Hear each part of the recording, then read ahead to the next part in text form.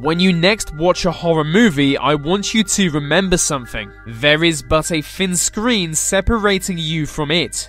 It may seem like distant fiction, but many horror films were inspired by real events.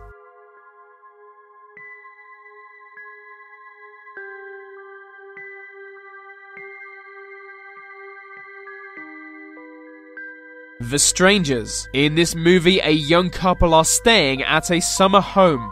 During their stay, 3 masked home invaders decide to terrorize them. With an incredibly creepy atmosphere, The Strangers did well among horror fans. Although an original story, it was based on the book Helter Skelter, which details how Charles Manson got his followers to commit murder. His cult killed 9 people.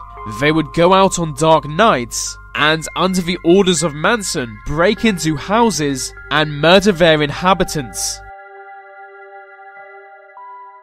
Ravenous. A group of soldiers go on what seems like a fairly standard rescue mission, but it takes them into an area lived in by sadistic cannibals. It's set in 19th century North America, and the soldiers soon fall into a trap set by those who wish to eat them. The story was inspired by Alfred Packer. Packer was a retired soldier turned gold prospector. In 1874, he and 5 others were crossing a mountain to reach a nearby settlement. But when reaching it, he was alone. He later admitted eating his companion's flesh to survive. For that, he received a 40-year sentence.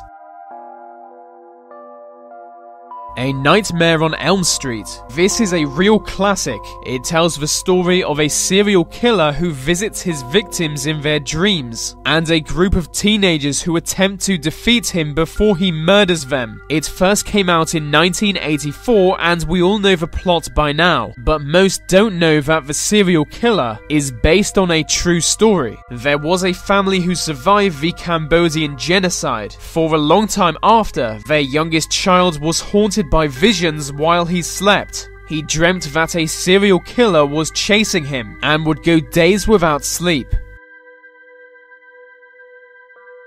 The Town That Dreaded Sundown. Set in 1946 in a small Texas town, a hooded killer is always on the hunt for new victims. He's known as the Phantom. Town locals seek the help of a Texas Ranger to stop the Phantom. The story is based on a real serial killer also known as the Phantom. The Phantom killer claimed 5 victims in early 1946. The town enforced a curfew to prevent any more murders, but it didn't work. The story is based on a real serial killer also known as the Phantom.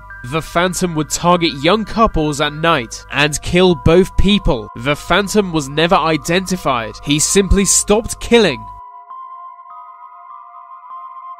The Amityville Horror.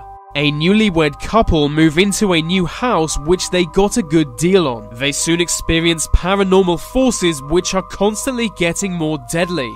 Eventually, they learn why the house was so cheap. It was the scene of a mass murder just 1 year before. The story was based on a real mass murder. A man killed his own family members within their home. After 1 year, a new family moved into that house. They soon fled, claiming to have been terrorized by demonic forces.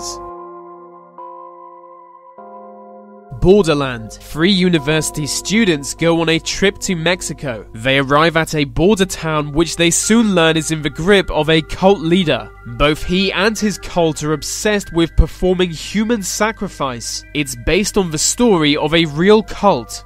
In 1989, they kidnapped a university student and murdered him. They were known as the Narco-Satanists, led by Adolfo Constanzo. After killing at least 25 people, he signed a death pact and commits suicide. The Texas Chainsaw Massacre. A group of friends go on a trip to Texas. While there, they pick up a deranged and violent hitchhiker. When their vehicle breaks down, they find themselves hunted by a family of psychotic murderers. In the run-up to its release, it was promoted as a true story. The main killer was a chainsaw-wielding maniac called Leatherface. He was based on the real-life serial killer Ed Gein. He was notorious for murdering 3 people and using their body parts to make objects and items of clothing. He was eventually declared not guilty by reason of insanity. Wolf Creek. 3 young people go backpacking through the Australian outback. They meet a man who lives alone in the wilderness. He seems nice at first, but was simply luring them into a trap. They were taken captive by him. After escaping, the man continued to hunt them until none were left alive. Like the Texas Chainsaw Massacre, it was promoted as a true story, based on the serial killer Ivan Milat. He killed at least 7 people in the early 1990s. 5 of his victims were tourists backpacking in Australia. The other 2 were Australian travelers. Dracula, Dracula, Dracula, Scars of Dracula, House of Dracula. Many films have been made featuring the character Count Dracula, the archetypal vampire. First appearing in an 1897 Gothic novel, he basically was the origin of vampire fiction. He lives in a Transylvanian castle in the late 19th century and dreams of world domination. His search for power takes him all over the world, but he needs to take Transylvanian soil with him, which he requires to survive. We can't be certain, but can be pretty sure he was inspired by Vlad the Impaler, king of a small Romanian state. His real name was Vlad Dracula, and he was notorious for executing his enemies by impaling them. He was greatly feared both by his own people and foreigners.